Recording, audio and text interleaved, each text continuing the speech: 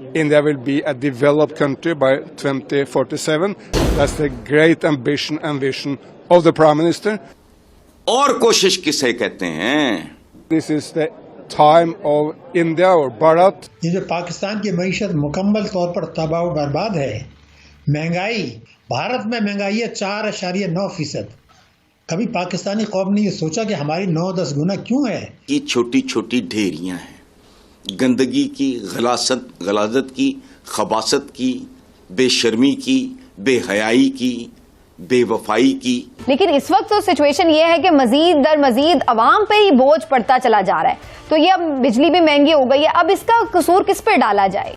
लेकिन जब से तालिबान वहाँ पे बस इक़्तिदार आए हैं, वहाँ पर हामिद करजई साहब या अशरफ गनी साहब की हुकूमत से कुछ मुख्तलिफ हालात नहीं है। लेकिन ये जो इंडियन अमेरिकन हैं, ये ऑब्वियसली अमेरिका को कंट्रोल कर रहे हैं और उसके नताइज भी सामने आ जाएंगे। उसके लिए ज़हनी तौर पे तैयार रहो। तो मेरे ख्याल में जमहूरियत के आखिरी साल है, दम तोड़ रही है, आखिरी सांस ले रही है। We have a technology in Modi ji, so that is also something which not every other country has the good fortune. जो अबूरी मुद्दत का कर्जा है, उसके बाद 2024 में एक और कर्जे के लिए हम जा रहे हैं, ये फैसला हो चुका है। Anna Yojana is like feeding all of America and all of Europe at the same time.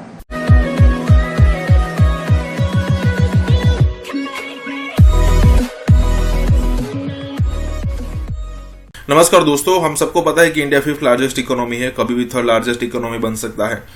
लेकिन सबसे बड़ी दिक्कत यह है कि इंडिया के पास 150 करोड़ की पॉपुलेशन है और इसीलिए अगर मान लीजिए प्रधानमंत्री मोदी कहते हैं कि 2047 तक हम डेवलप कंट्री बन जाएंगे, तो ये बड़ा टारगेट इसीलिए होता है, मतलब इतने साल इसीलिए लगेंगे क्योंकि 140 से 150 करोड़ की पॉपुलेशन को ठीक तरीके से, उनके इनकम ठीक तरीके से हो, वो अपनी लाइफस्टाइल मेंटेन कर पाए, इसीलिए ये सारी चीजें देर होगी। अगर मान लीजिए न्यूजीलैंड जैसा कंट्री होगा जिसकी पॉपुलेशन 50 लाख के आसपास भी नहीं है, मतलब उसके आसपास है, तो इन सारे कंट्रीज को कोई दिक्कत नहीं होगी क्योंकि उनको पता है कि भाई उनके लिए 2, 4, 5, 10 बिलियन तो इनफ हो जाते हैं।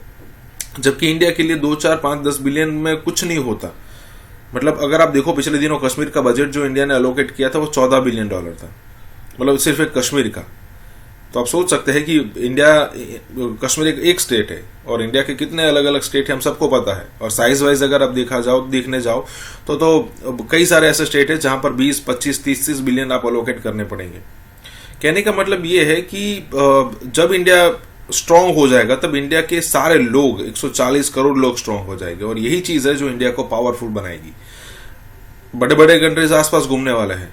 इसी के साथ ही वीडियो शुरू करते हैं। और हाँ दोस्तों, एक और रिक्वेस्ट है आपसे कि कृपया करके हमें सुपर थैंक्स के माध्यम से मदद करना ना भूलें। इलेक्शन अभी होने में वक्त बाकी है कि कोई इलेक्टेड गवर्नमेंट आएगी और फिर कुछ लंबे प्लान्स बनाएगी कि कैसे मईशत को बहरानों से निकालना है।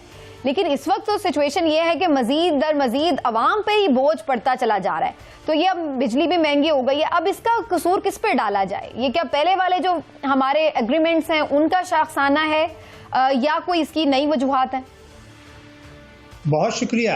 ये जो पाकिस्तान की मईशत मुकम्मल तौर पर तबाह और बर्बाद है, महंगाई, आपने बात की, श्रीलंका में महंगाई है 3.4%।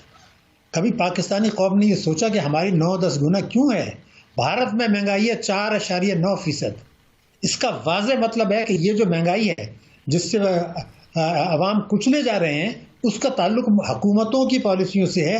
वफाकी हुकूमतें, सूबाई हुकूमतें, निगरान हुकूमतें, उसके बाद आपका FBR, SCCP, उसके बाद जो है ना सियासतदान, ब्यूरोक्रेसी, उलमा, मुफ्ती हजरात, बैंकारी का निज़ाम, तमाम जो हैं वो मुल्की और बैरून अशराफिया के गठजोड़ है। महंगाई कई गुना ज़्यादा और शरह नमू भारत और दूसरे मुल्कों के मुकाबले में 1/3। और उसके बाद भूख और अफलास, तालीम और सेहत और तरक्याती अखराजात में इस साल 16,000 अरब रुपए की कटौती की गई है जो वायदे की गए थे उसके मुताबिक। और उसके बावजूद हमारा बजट खसारा आसमान पर है।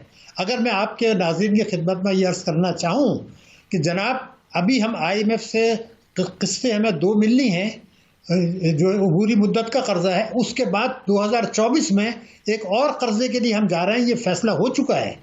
और वो कर्जा भी अगर आपको मिल जाता है, दोस्त ममालिक से कर्जे और इमदाद भी मिल जाती है और कड़ी शराइत पर कर्जा मिलने के बाद हम अगले साल जो बैरूनी कर्जे अदा करने हैं वो अदा नहीं कर सकेंगे। और इस बात का खतरा नजर आ रहा है कि हम अपने कर्जों की रीशेड्यूलिंग और रीप्रोफाइलिंग की तरफ जाएंगे, जो एक और खौफनाक बात होगी। इसलिए कि आप तो पहले पेरिस क्लब से करा चुके हैं, लेकिन एक और भी सवाल उठ रहा है कि ये सब के बाद अगर रीप्रोफाइलिंग करानी है उसके कॉन्सिक्वेंसेज होंगे। मगर दूसरी बात जो मैं बात करना चाहता हूँ, हुकूमत और SIFC बार बार कह रही है कि जी 125 अरब डॉलर के हमें FDI आने वाला है। अरे भाई, उसका 20% भी आता तो हमें अगर 2024 में IMF के पास नहीं जाना चाहता। हुकूमत को भी पता है, हमें भी पता है कि वो बैरूनी सरमायाकारी जिसकी हम बातें कर रहे हैं वो आने वाली नहीं है। वरना हम 2024 में क्यों हम कह रहे हैं कि हम दोबारा IMF के पास जाएंगे, ये हमें तस्लीम करना पड़ेगा।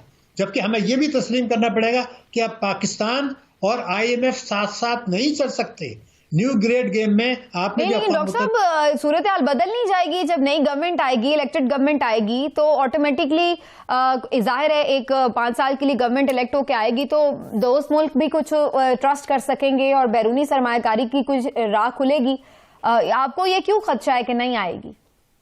देखिए, मैं तो हकाइक पे जाता हूँ, उम्मीदों पे नहीं जाता।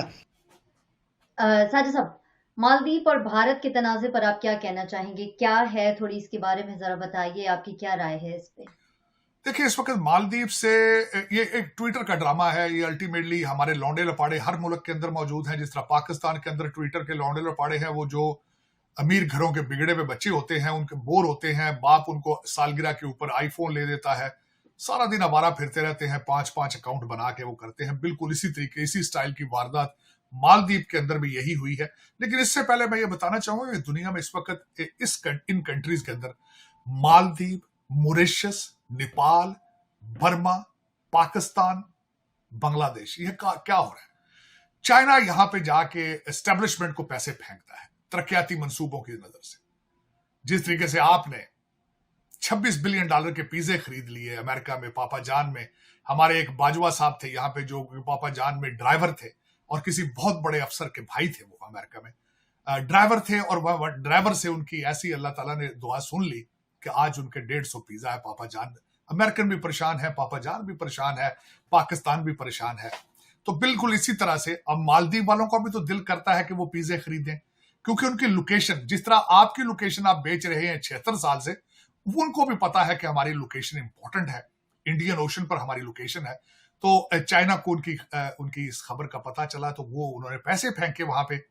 मोहम्मद मोईज साहब जो नए प्रेसिडेंट आए हैं, उनकी पॉलिसी वो चाइना नवाज है, चाइना के साथ उनके रिलेशनशिप है। $1 बिलियन चाइना ने मालदीव के अंदर फेंका। किस नजर में? उन्होंने कहा ये छोटे छोटे जजीरे हैं, यहाँ पे ब्रिजेस बना लें और कुछ अपनी रिहायशी कॉलोनियां बना लें।